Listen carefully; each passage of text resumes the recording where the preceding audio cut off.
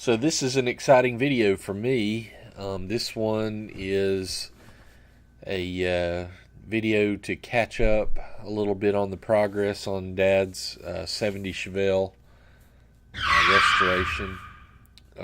Booth Auto Design, they're doing all the work. They do a great job, and we'll get into that a little bit more as the progress of the Chevelle goes forward. So we're going to get right into it here. This is a book that Dad has put together that's got all the paperwork in it. He bought the Chevelle, I believe, in 1971. Still got the title, obviously. You know, lots of paperwork that shows the loan that he took out originally to pay for the car.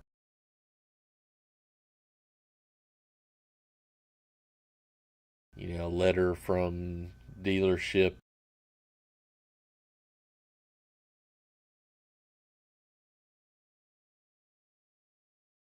Lots of loan paperwork. Some interesting stuff coming up here. There's a little bit more on the loan. I mean, he's kept everything. Pretty cool, pretty neat to look back and see this, you know, gosh, how old, 40-year-old paperwork. And here's the loan book that he's got. I don't know that anybody does this anymore, but it's like little coupons that's got address labels for sending in your payments. And then there's these little tear out receipt pages or whatever. You stick that in the envelope with your check, and they know at the bank what to apply it to, whatever. I guess this was before computers. I don't know, but he's still got that. Pretty neat.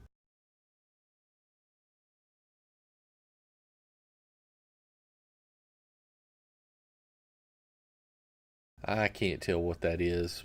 Maybe some registration paperwork.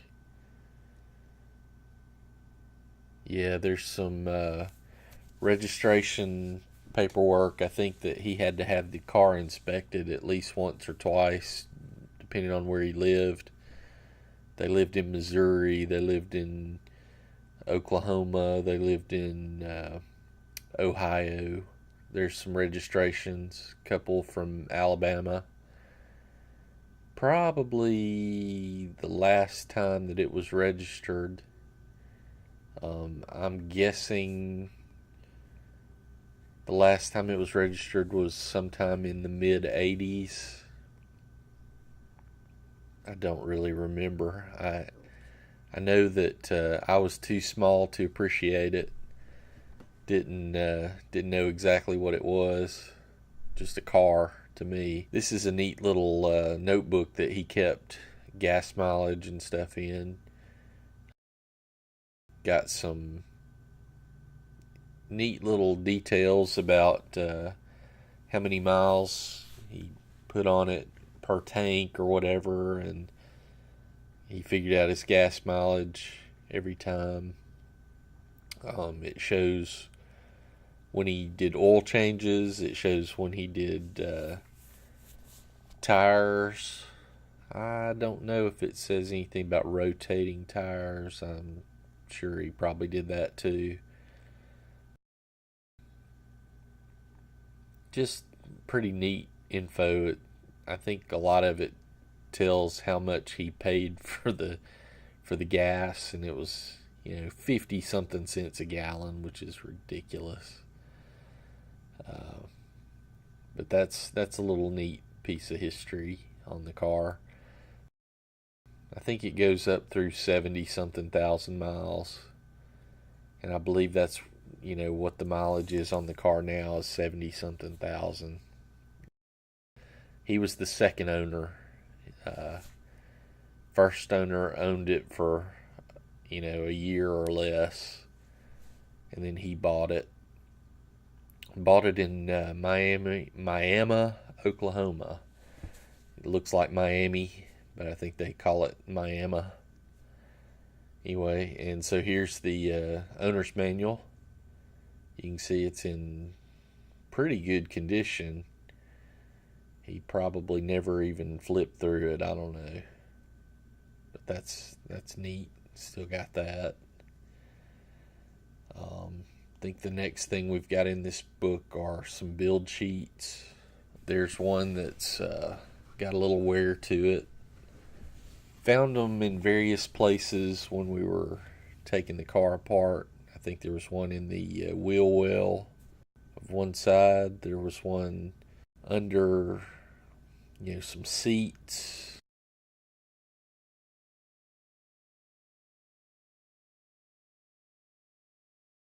That one's pretty torn up. I think that one was under one of the seats. I don't remember. That's a photocopy of one. And then this one is actually for another car.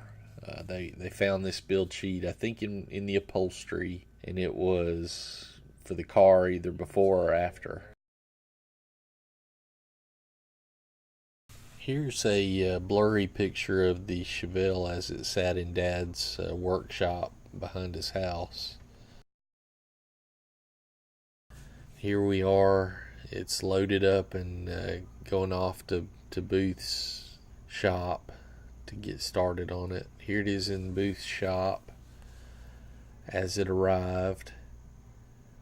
You can see the interior still in there. The engine loaded up on a stand there, and parts all just kind of sitting there. There's a close-up of the engine. See the surface rust on the valve covers. Those are going to have to be removed and re-chromed. There's the interior. It's really not as bad as it looks. A lot of the parts are stored inside. And here they are removing the interior. You can see the floor pans are in great shape. Absolutely beautiful shape for floor pans that are original. Absolutely nothing wrong with these floor pans. Very, very solid. Here's a map that was found inside the car when they were taking the interior out. Here's the hood all sanded down, and you'll notice it's not cal induction. This is the original hood. Some rust has been cut out on the rear quarter panel here. It's not a lot of rust at all. Then we're going to look up under here at the original rear end. See it pretty well here. I believe this one has got the 331 rear gears in it.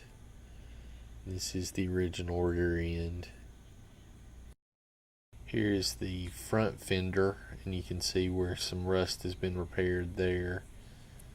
He's tacked in a new piece there, the bottom of that quarter.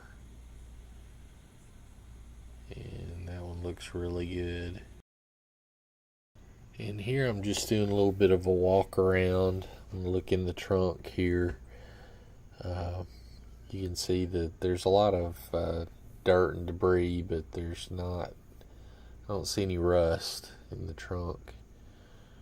There's that rear quarter. It's been sanded down pretty good. This is going to all, it's going to all be sandblasted. The body's going to be removed from the frame. It's going to be sent off to sandblast. Let's get a good look at the interior here. You can see the dashboard's out. It's all been removed. It's being restored. Some of the gauges are being sent off and restored. You can just see how solid everything is. There's not a lot of rust on this car.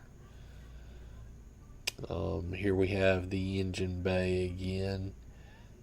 You can see the driver's side fenders not there. It's being worked on over at the left over there. You can see it in the background. And here's just a shot of the fender fit. You can see that gap is really good, really tight. Probably better than OEM. And down the side here. Over here on the bench, we've got the interior. And below it, down on the floor, we've got the rear seat. Obviously, that's going to all have to be recovered.